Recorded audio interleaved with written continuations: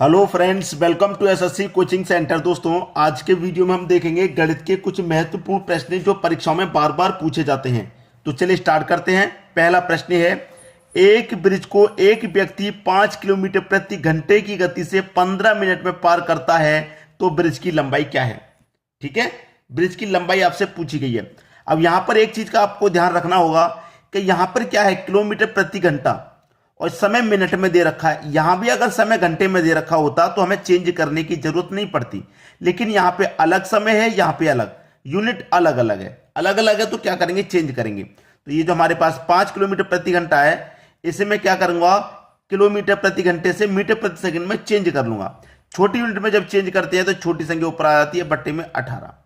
ठीक है, 5 गुने 5 25 और बट्टे में कितना, 18। ये हो गया आपका मीटर प्रति सेकंड। समय आ गया, मीटर प्रति सेकंड में आपकी चाल होगी।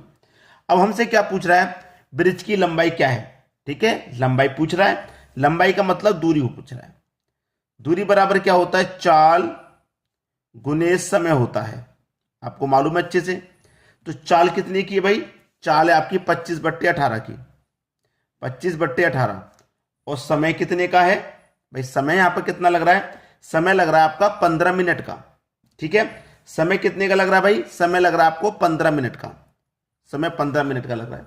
ये चाल हमारे मीटर प्रति सेकंड में है। कितने में है? सेकंड में है। और ये मिनट में है। इसको भी सेकंड बनाने के लिए क्या करेंगे, 60 से हम गुना कर देंगे। बस इतना करना है, प्रश्न यही खत्म हो गया। ठीक है, खत्म कर दो भाई।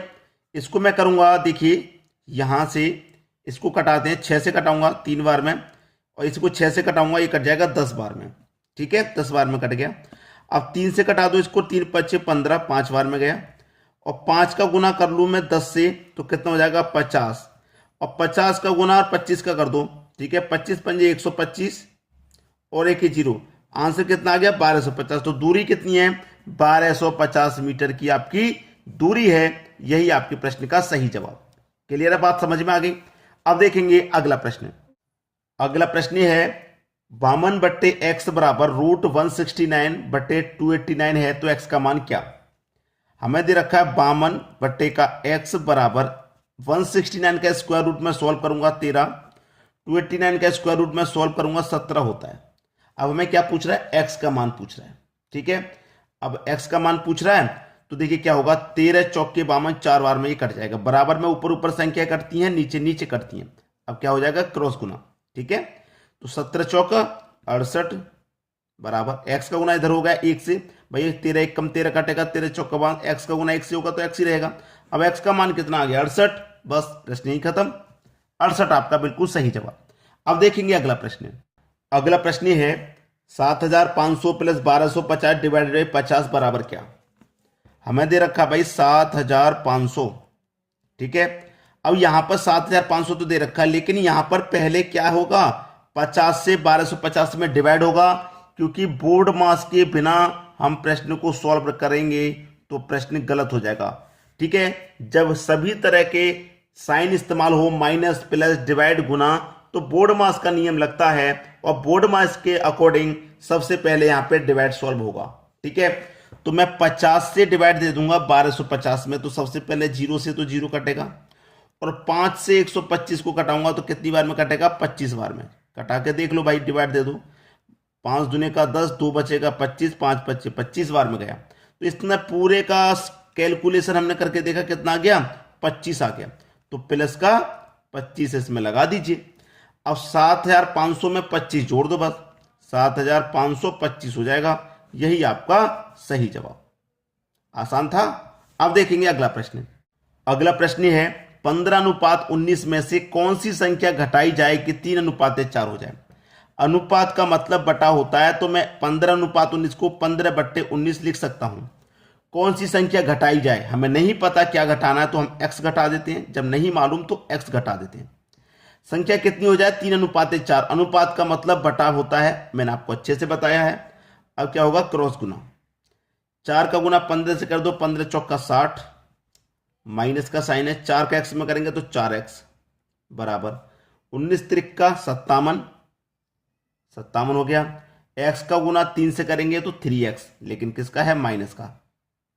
ठीक है, अब देखिए x वाले टर्म एक तरफ कर लेंगे हम, एक्स एक्स वाले टर्म एक तरफ कर लो। देखिए यहां पर क्या है, माइनस का 3x, इधर आके प्लस का 3x, तो माइनस के 4x में से 3x कटेगा तो केवल x कटेगा, बचेगा माइनस का।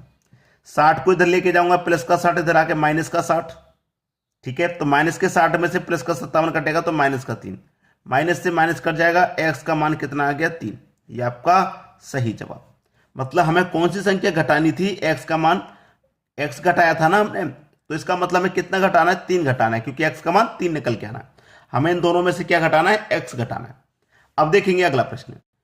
अगला प्रश्न है n इंटू एन प्लस 1 का HCF निकालें यदि n प्राकृतिक संख्या है। n क्या है, प्राकृतिक संख्या। तो प्राकृतिक संख्या क्या आती है, 1 2 3 4 5, इस तरीके से लगातार वो प्राकृतिक संख्या होती है। n हमारा प्राकृतिक संख्या है। n मेरा प्राकृतिक संख्या, जैसे मैं n की जगह 1 ले लेता हूं, तो इसमें क्या करूंगा, एक और जोड़ूंगा, तो 1 ले लिया, 1 में 1 जोड़ूंगा 2, तो इसका HCF हो जाएगा 1 और 2 का 1 ही रहेगा, क्योंकि 1 से ही 1 भी कटेगा 2 भी कटेगा। अगर मैं n की जगह दूसरी संख्या 2 ले लेता हूं और 2 में क्या करूंगा, 1 जोड़ दूंगा, तो कितना हो जाएगा भैया 3। इसका भी HCF कितना हो जाएगा 1, क्योंकि 2 को 1 काटेगा, 3 को भी 1 ही काटेगा।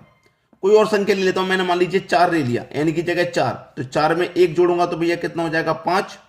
इसको भी 1 ही काटेगा, 4 को भी 1 ही काटेगा, 5 को भी 1 ही काटेगा। तो हमारा HCF कितना हो जाएगा भाई, 1 हमारा HCF हो जाएगा। यही हमारा आंसर हुआ। अब देखेंगे अगला प्रश्न।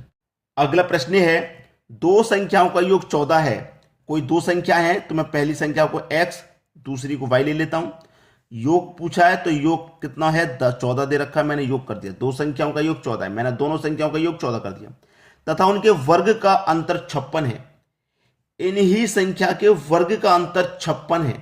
ठीक है, यही दो संख्या है, इनके वर्ग का, यही दो संख्या के वर्ग का जो अंतर है वो कितना है, 56 है। वर्ग का अंतर, इन्हीं दो संख्या के वर्ग का अंतर 56 है। अब मुझे कोई दो संख्या लेनी है जिनको जोड़ूं तो मैं 14 हो जाए, और वर्ग के अंतर करूं तो मुझे 56 मिल जाए। वर्गों का अंतर करूं तो देखिए बहुत सारी संख्या है। ठीक है, तो ऐसी कौन कौन संख्या है जिनको मैं जोड़ के 14 बना सकता हूं। भाई देखिए कौन कौन संख्या है मैं जोड़ के 14 बना सकता हूं। भाई 10 को और 6 को जोड़ के मैं 14 बना दूंगा, बिल्कुल ठीक है भाई। 10 और 4 को जोड़ के 14 बना दूंगा। लेकिन 10 का स्क्वायर करूंगा 100, 4 का करूंगा 16, दोनों का अंतर 14 नहीं आएगा। कोई बात नहीं, मैं इसको एक कम करता हूं, 9, इधर एक बढ़ा देता हूं 5। ठीक है, 9 का स्क्वायर करूंगा मैं 81 हो जाएगा, 5 का स्क्वायर करूंगा 25 हो जाएगा, दोनों का अंतर करूंगा, दोनों का अंतर, तो 11 में से 5 जाएगा 6 आ जाएगा। ठीक है, 7 बचा, 7 में से 2 जाएगा 5 आ जाएगा। अंतर कितना आया, 56। अंतर 56 आ रहा है कि नहीं आ रहा, और दोनों का योग कितना आ रहा है, 14 आ रहा है कि नहीं आ रहा है। ऐसा करके देखते हैं प्रश्न को। तो इसका मतलब मेरा यहां पे x का मान 9 है और y का मान मेरा 5 है, दोनों को जोड़ूंगा तो 14। ठीक है, और दोनों का वर्ग का मैंने क्या किया, अंतर भी कर लिया। भाई 9 का वर्ग किया मैंने 81, 5 का वर्ग किया मैंने 25, दोनों का मैंने अंतर किया 56 आ गया। 56 आ गया कि नहीं आ गया। इसका मतलब मेरा x 9 है, y मेरा 5 है, दोनों के वर्ग का अंतर मेरा 56 है। ठीक है, 56 दोनों के वर्ग का अंतर। ठीक है, हमसे पूछ रहा है 56 है तो वो संख्या क्या है। भाई वो संख्या 9 और 5 ही तो है। वो संख्या क्या है, 9 और 5, यही हमारे प्रश्न का सही जवाब है। क्लियर है सभी को। अब देखेंगे अगला प्रश्न। अगला प्रश्न है 12, 15 तथा 18 तीनों से विभाज्य होने वाली संख्या निकालें। छोटी संख्या, उसने बोला है छोटी संख्या निकालनी है जो 12 से भी डिवाइड हो जाए, ठीक है, 15 से भी हो जाए और 18 से भी हो जाए, तीनों से डिवाइड हो जाए, ऐसी संख्या निकालनी है। तो कैसे निकालते हैं भैया, एलसीएम ले लो। 12, 15, 18 का एलसीएम निकाल ले लो, आपका आंसर आ जाएगा। ठीक है, 12, 15 और 18 का एलसीएम वही बेसिक मेथड से आपने जो चौथी 5वीं क्लास में सीखा होगा उसी से ले लो। 2 से कटा देंगे 6 बार में, 15 नहीं कटेगा, ये कटेगा 9 बार में। फिर 2 से कटा देंगे 3 बार में, 15 नहीं कटेगा और 9 भी नहीं कटेगा। अब 3 से कटा दो, 1 बार में गया, 5 बार में गया, 3 बार में गया। फिर 3 से कटा दो, 5 नहीं कटेगा, ये गया 1 बार में। ठीक है, अब 5 से कटा दो, सब कट गया। तो 5 त्रिक 15, 15 त्रिक 45, 45 दूने का 90 और 90 दूने का 180। 180 भाई 180 12 से कट रहा है क्या, 12 एकम 12, 6 बटेगा 60, 12 पंजे 60 कट गया। 15 से कटा के देखो कट रहा है क्या, 15 एकम 15, 3 बचेगा 30, 15 दूने का 30 कट गया। 18 से कटेगा क्या, 18 एकम 18 कट गया। तीनों से कट रहा है 180। 180 क्या है, तीनों से कट रहा है, तो 180 ही क्या है हमारा आंसर। सभी को प्रश्न क्लियर है? ठीक है दोस्तों, वीडियो देखने के लिए आपका बहुत बहुत धन्यवाद।